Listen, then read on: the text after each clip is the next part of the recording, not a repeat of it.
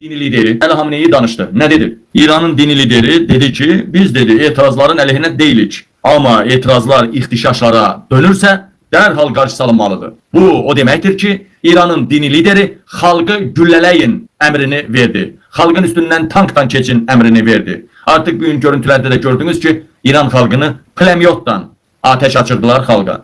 Ve İran'ın dini lideri elbette deyip ki İran bu Amerika ile İsrail'in oyunudur. Elbette bizim hükümetler devrenmezler, devirebilmeyecekler, amaçlarına ulaşabilmeyecekler. Böyle şeyler de deyip elbette ki İran asan lokma değil, İran çok çetin lokmadır.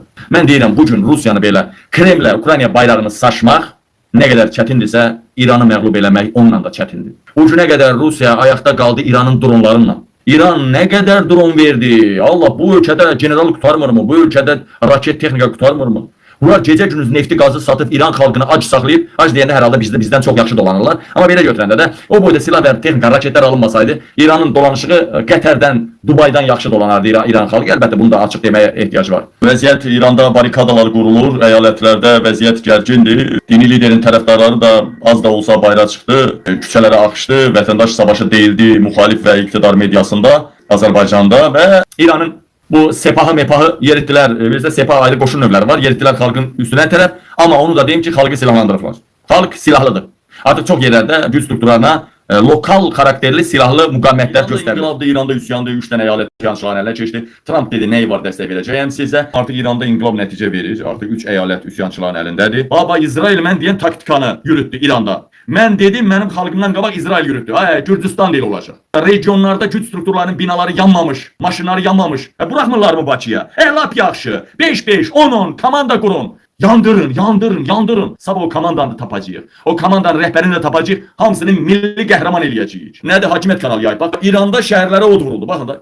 En balaca şəhərdə belə polis idarəsi varsa, Uçaskov binası varsa, o da yandırılmalıdır. Hakimiyyəti dəyişmək istəyirsənsə yeni sistem. Nepal bizə örnek oldu. İndiyə kimi bu qəddar hakimiyyətlər milyardlarla sərvəti var. Çox saylı texnikaları var. Bu azmış mı kimi? Məni devirsələr kömək göndər. Ay Erdoğan, ay Putin, ay Orta Asiya ölkələr. Bax, məni devirmək istəsələr xüsusi vayiskanınız var ha. Onları köməyə göndərin. Sizdə də belə şey olsa mən göndərəcəm. Bunun müqaviləsini bağlayıblar, müqaviləsi. Yeni taktika ancaq rayonlarda polis binalarını sizə zərbə vuracaq. Hətta sizə mühafizə polisi zərbə vuracaqsa muhafizə polisinin binasında yandırın. Polisin binasında yandırın. Jandarma, mandarma yandırın. Bak bunda siz kazanacaksınız. İranda yandırma başladısa İranda dəyişiklik olacaq. Yandırmadısa mümkün yoktur. Bankı yandırmağın mənası yok diye. Binanı, bankı, avtobusu, mülki infrastrukturu yandırmağın mənası yoktur. Nabarot bu xaosdan xəbər verir. Əvvəl İranda beləydi. Bu xaosdan xəbər verir. Bu xalqı daha çox hədəfə gətirir və nəticə əldə edilmir. Ancaq siz regionlarda polis şöbələrini yandırsanız, icra strukturlarının binasını ya daxili qoşunların binasını yandırsanız, o polis maşınlarını yandırsanız ne olacak? Polis avtomatik fikirləşəcək ki, bütün rayonlarda bu baş verdi. Polis nə fikirləşəcək? Polis fikirləşəcək ki, artık bu xaoslu bunun ailəsini yandıracaqlar. Onun maşını, onun binası, onun idarə etmə sistemi yanandan sonra o dubinkanı xalqa qaldıra bilsə, mən burada elif tülkü, canavar kimi yox, tülkü kimi olacağım. Dayanmadan yandırırlar da. Yandırırlar da, yandırırlar da. Polis maşını yandırırlar. Polis maşınları yandırırlar da. Şəhər yandırıblar və 3 bölgəni ələ keçiriblər. Yandırmaq, yandırmaq, yandırmaq. Yandırılan inqilablar nəticə verəcək. Yoxsa xeyri yox. Yoxsa xeyri yox. İran vətəndaşları polisləri it kimi çırpır. İran yandırır. İran yandırır. Polisləri it kimi çırpırlar ha. Ki, Azərbaycan xalqı sizdə döymək olmasın ha. Sizdə döyməkdən keçir. Xalqın qabağına çıxan polis öldürülməlidir. Döyülməli deyil, öldürülməlidir. İran devləti etirazçıları öldürərsə, hansı ki bu onların adətidir. ABŞ etirazçıların köməyinə gələcək. Ala baxın. Venezuelanın hərbi obyektlərini zərbələr altında qoydu. 3 saat əməliyyat nəticəsində Karakasa diktator Maduro'nun iqamətgahına Amerikanın xüsusi təyinatları endirildi və Maduronu, onun ailəsini, bir-iki də mühafizəçisini həbs edərək, qandalayaraq Amerikaya apardılar. Əla! Karakasdan yeni görüntülər. Hər yerdə od, alov, partlayış və sirena səsləri eşidilir. Şəhər xaos içindədir.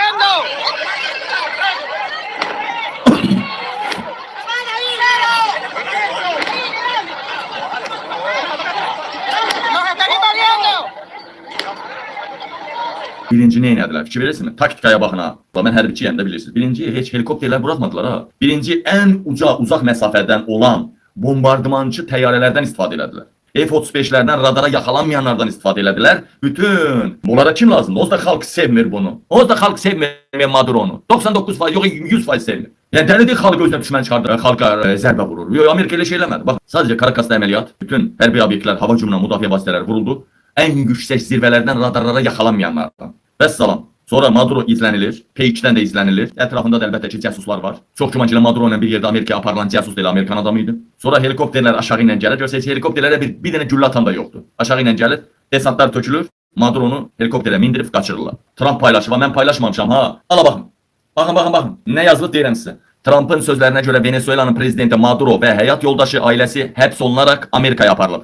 Venezuela prezidenti Maduro ABŞ ordusunun xüsusi elit missiya bölməsi olan Delta xüsusi təyinatlar tərəfindən ələ keçirilib. Helikopterlərə baxın. Se prendió el peo y esa mierda, yo.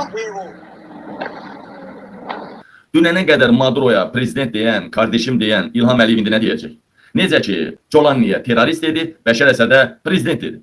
Devrilən günün nə dedi? Devrilən günündən bu günə. Jolaniyə müxalifət dedi, Bəşər Əsədə cinayətkar prezident dedi. İndi görək bu Venezuelaya nə deyəcəklər? İnan Allaha, Erdoğan'ı belə devirsələr İlham Əliyev, Erdoğan'a belə terrorist deyəcək, cinayətkar deyəcək.